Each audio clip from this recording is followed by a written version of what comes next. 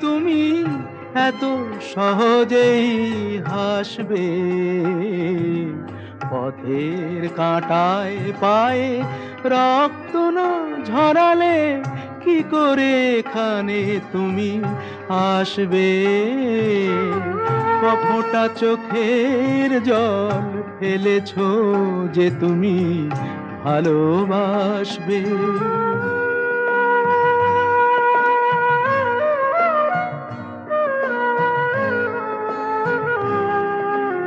হাজার কাজের ভিড়ে সময় তো হয়নি তোমার,